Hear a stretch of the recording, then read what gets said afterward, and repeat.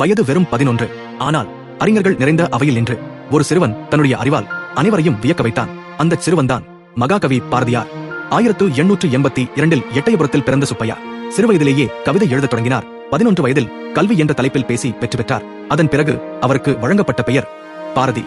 காசியில் பெற்ற கல்வியும் அனுபவமும் அவருடைய சிந்தனையை மேலும் விரிவுபடுத்தியது. தமிழ் மட்டுமல்ல, சமஸ்கிருதம், இந்தி, ஆங்கிலத்திலும் அறிவை பெற்றார். ஒரு கவிஞராக இருந்தவர் விரைவில் ஒரு தேசிய சிந்தனையாளராக உருவெடுத்தார். சுதேசமித்திரன், இந்தியா, விஜயா போன்ற இதழ்களின் மூலம் ஆங்கிலேய ஆட்சிக்கு எதிரான சிந்தனைகளை மக்களிடம் கொண்டு சென்றார். அவரது எழுத்தும் கவிதையும் தமிழ் இளைஞர்களுக்குள் தேசப்பற்றை தீயாக பற்ற வைத்தன. ஆனால் பாரதியின் போராட்டம் ஆங்கிலேயருக்கு எதிராக மட்டும் இல்லை. சாதி வேறுபாடு, குழந்தை திருமணம், வரதட்சணை ஆகியவற்றை எதிர்த்தார். பெண்களுக்கு சம உரிமையும் கல்வியும் வேண்டும் என்று முழங்கினார்.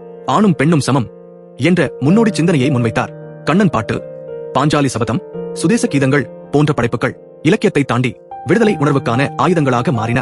கவிஞர், இதழாளர், சுதந்திர போராளி, சமூக சீர்திருத்தவாதி, எல்லாவற்றுக்கும் மேலாக ஒரு தொலைநோக்கு சிந்தனையாளர். அதனால்தான் இன்று வரை அவர் மகாகவி பாரதியார். டிஎன்பிஎஸ்சி தேர்வுக்கு நினைவில் வைத்துக் கொள்ளுங்கள். எட்டயபுரம் பாரதி. இந்தியா, தேசிய உணர்வு, சமூக சீர்திருத்தம். சிந்தனை மாறினால் சமுதாயமே மாறும்.